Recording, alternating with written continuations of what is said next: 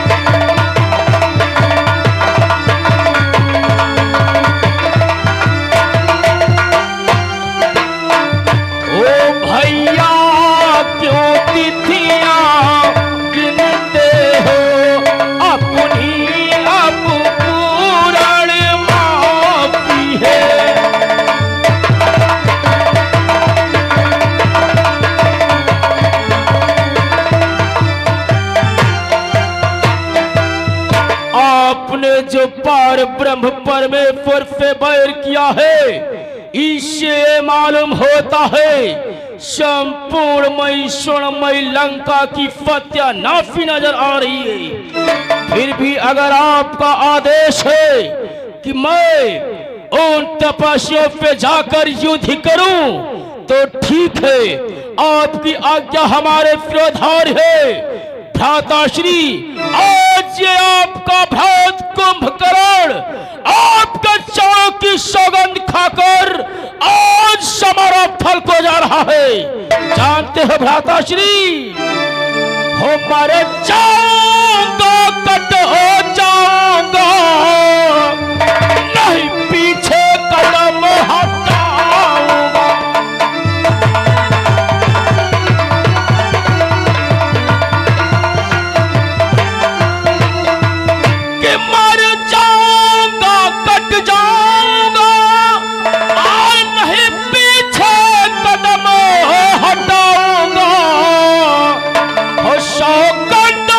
भाता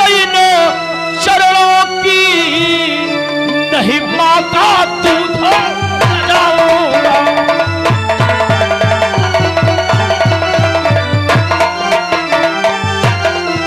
सौगंधा भातैने चरणों की,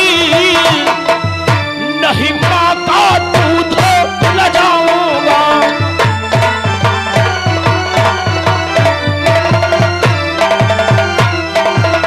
आज ये कुंभकर्ण तुम्हारे चौक की सौगंध खाकर आज समरथ थल को जा रहा है।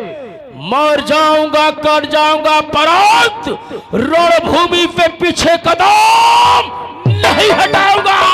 हाँ, हाँ, नहीं हटाऊंगा। परंतु भ्राताश्री, जाने से पहले एक बात मैं आपसे कहना चाहता हूं। क्या कहना चाहते हो भ्रात कुंभकर्ण? भ्राताश्री, अगर मैं उन तपस्वियों पे युद्ध करते करते वीर गति को प्राप्त हो गया तो आप अपने मन में ये सोच लेना कि लंका में ऐसी कोई विफल शक्ति नहीं है जो उन तपस्वियों पे समरथ थल में विजय पा सके। मैं जाते रहा हूं, चलते समय आपके भ्रात कुंभकर्ण का प्रणाम स्वीकार हो। कल्याण हो भ्रात कुंभकर्ण, अवश्य तुम्हारी विजय होगी। और लंका के वीरों, तुम भी हमारे भ्रात कुंभकर्ण के साथ साथ जाओ और उन वानर भालुओं का भक्षण कर जाओ। जाओ चलो लंका के वीरों, चलते हैं रामादल की ओर। और तपस्वियों, और त्रिलोक विजेता विश्व विजयी लंकाधीराज देवकंधर का भाई कुंभकर्ण समरथ थल को आ रहा है। सावधान हो जाओ तपस्वियों।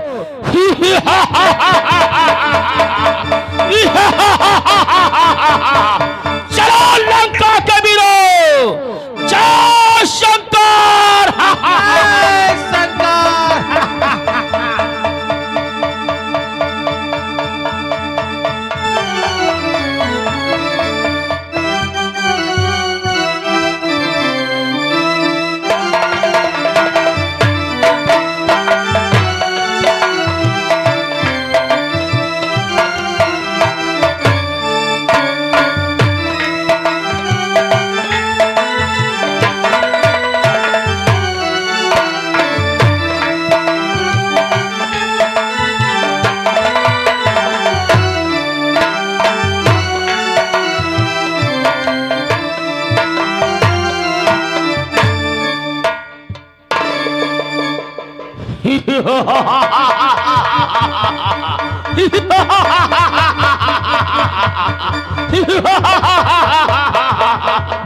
कहाँ छुप कर बैठे हो तपस्वियों? ओरे बंदर भालू, नल नील अंगद, दुबिद मयंक गजबोदान जामवंत, एक एक बानर को कच्चा चबा जाऊंगा, मार डालूंगा, काट डालूंगा, फाड़ डालूंगा। सावधान हो जाओ तपस्वियों। और त्रिलोक विजेता विश्व विजयी लंकाधीराज देवकंधर का भाई कुंभकर्ण समरथ थल को आया है। अगर तुमने अपनी मां छत्राणी का दूध पिया है तो बाहर निकलो और कुंभकर्ण पे युद्ध करो।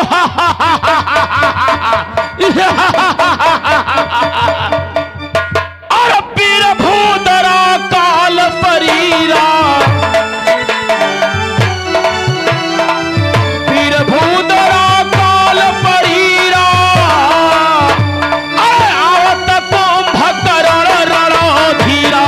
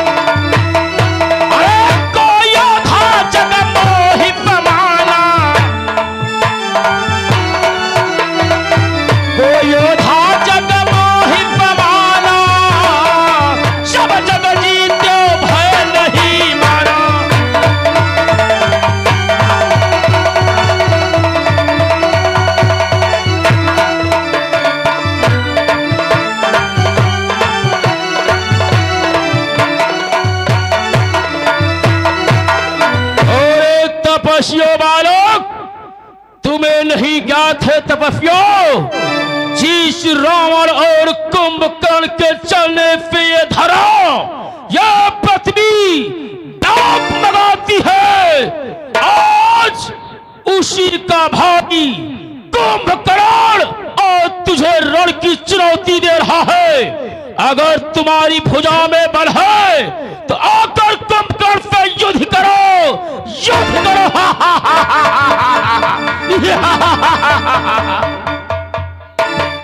हे भगवान, ये आज काला काला कज्जलगिर पर्वत के समान ये कौन सा राक्षस है जो रामादल की तरफ बढ़ता हुआ आ रहा है? हनुमान, तुम जिस राक्षस की बात करते हो इसके बारे में तो हमें भी नहीं ज्ञात है। इसके बारे में तो भक्तराज ही बतला सकते हैं।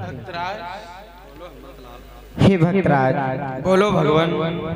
देखो, जो लंका की ओर से विशाल पर्वताकार शरीर वाला हमारे इस रामादल की ओर राक्षस आ रहा है, हम जानना चाहते हैं आखिर ये कौन है जो इतना विशाल है। भगवान, आप जानना चाहते हो आखिर लंका की तरफ से जो काला काला पर्वत के समान इस रामादल की तरफ आ रहा है कौन है भगवान? हाँ भक्तराज, मैं बतलाता हूँ भगवान। नाथ भूधराकार शरीरा, हाँ भगवान। नाथ भूधराकार शरीरा, कुंभकर्ण आवतीर्ण वीरा।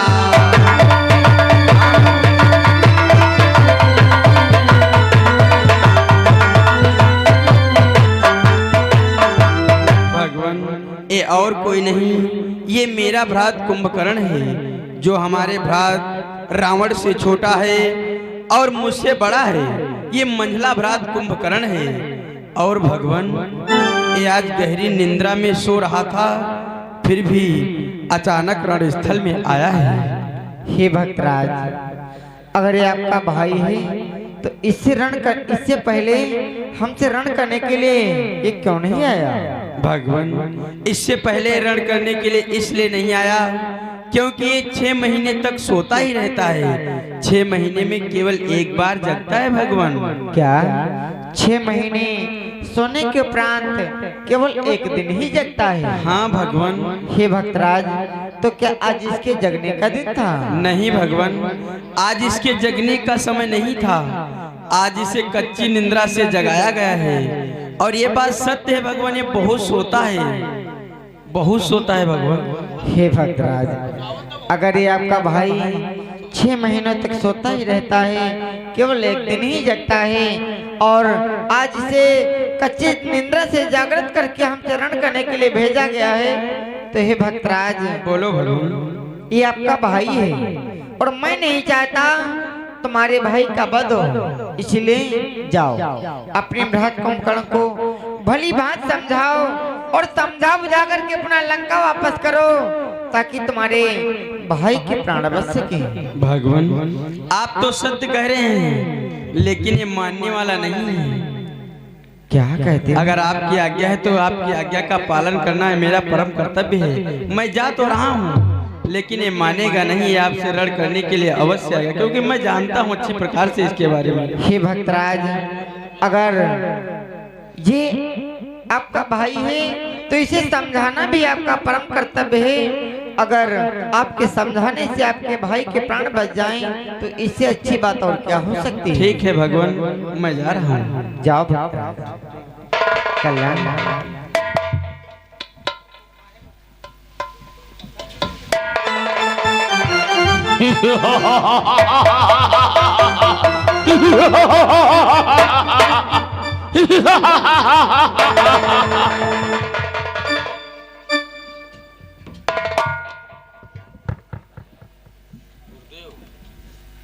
भैया के चरणों में विभीषण का प्रणाम। कल्याण हो, सर्वदा सुखी हो भ्रात विभीषण। परंतु ये क्या, अरे तुम्हें तो लंका में होना चाहिए, और तुम इस रामादल में कहो कैसे विपाण, इस रामादल में तुम क्या कर रहे हो? अरे भैया, इस रामादल में मैं क्या कर रहा हूँ? अरे मैं तो प्रभु की सेवा कर रहा हूँ, भक्ति कर रहा हूँ, इसमें कौन सी बुराई है भैया? परंतु विपाण, क्या तुम्हें नहीं ज्ञात है वो हमारा शत्रु है और शत्रु की शरणागति में और अपने भाई त्रिलोक विजेता विश्व विजयी लंकाधीराज दफकंधर को छोड़कर बैरी की शरण में धिक्कार है। ये तुझे शोभा नहीं देता। ये क्या कहते हो भैया? तुम्हें शायद पता नहीं है, परमपिता परमेश्वर है, नारायण है, ईश्वर है, इनसे बैर करना अच्छी बात नहीं है भैया। मैं तो आपसे निवेदन कर रहा हूँ भैया, मैं तो प्रभु की सेवा कर रहा हूँ, मेरा जीवन धन्य हो जाएगा। लेकिन मेरा निवेदन आपसे भी है भैया, चल कर के प्रभु की सेवा करो, इसी में जीवन धन्य होगा और इसी में कल्याण है भैया। परंतु विपाण, बोल तू अपने भाई लंकाधीराज दफकंधर को छोड़कर इस राम की शरण में क्यों? बोल। अरे भैया, उस समय की बात है जिस समय अपने भैया लंकाधीराज दशकंधर माता सीता का हरण करके लाए, और मैं केवल इतना ही बोला कि भैया माता सीता का हरण करके लाए हो, इनको पुनः रामादल में वापस कर दो। और ज्यों ही मैं इन वचनों का प्रयोग किया, लंकाधीराज दशकंधर ने मुझ पर लात का प्रहार किया और लंका से बाहर निकाल दिया। तभी से मैं प्रभु के शरण में हूँ और मेरा उन्हीं से मैं अपनी लगन को लगाए हूँ, और इसी में मैं भी आपसे कहता हूँ भैया, चल करके प्रभु की सेवा करो। असंभव, हाँ, हाँ, असंभव। विभीषण, बोलो भैया। मैं तेरी तरह कायर नहीं हूँ, और जिन्हें तुम नारायण कहते हो वो हमारे शत्रु है, क्योंकि उन्होंने बहन सुप्रखा के नाक अथवा कान काटे हैं। कान, दूसर, तीसरा और था 14,000 सेना का संहार किया है। विभीषण, अगर बड़े भाई लंकेश ने तुम पर चरण का प्रहार कर दिया तो तुम अपने भाई को छोड़कर अपने शत्रु की शरण में आ गए। धिक्कार है तुझे विभीषण। अरे जरा सोच, बोलो भैया। या पिता हो, या राज का राजा हो, या बड़ा भाई हो, अगर चरण का प्रहार कर दिया तो क्या अपने शत्रु पे मिल जाना चाहिए? तुझे नहीं मालूम है विभीषण, बोलो भैया। जिन्हें तुम नारायण ईश्वर भगवान कहते हो वो हमारा शत्रु है, और पाए तुझे तो ज्ञात होना चाहिए विभीषण कि जो त्रिलोक विजेता भाई है उसको तूने ठुकराया है।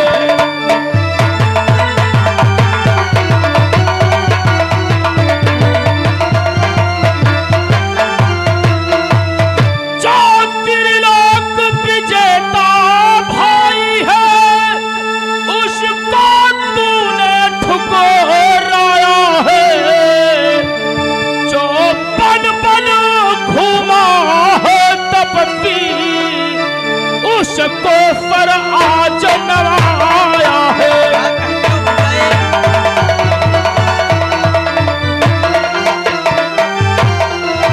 जो बन बन घूमा है तपस्वी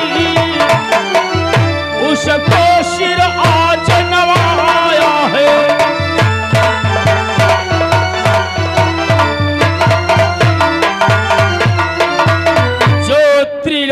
विजेता अपना भाई लंकेश, जिसके सम्मुख सूर, असुर, गंधर्व, समस्त देवता तक थर्राते हैं। उसके भय से, उसके प्रताप पे, उसके बल से जो अपने भाई लंकेश के सम्मुख सुर अपुर गंधर्व यक्ष देवता तक आकर सम्मुख युद्ध नहीं कर सकते, उस भाई को तूने ठुकराया। और आज जो बन बन में विचरण करने वाले तपस्वियों के चरणों में अपने शिव को नवाता है, उनका कीर्तन करता है, धिक्कार है तुझे। परंतु हम तेरी तरह कायर नहीं है जो अपने शत्रु पे प्रतिशोध का बदला लेने के बजाय उनकी शरण में चला जाऊं। नहीं विभीषण, हो अपने जीते जी लंका की मैं पान नहीं जाने दूंगा।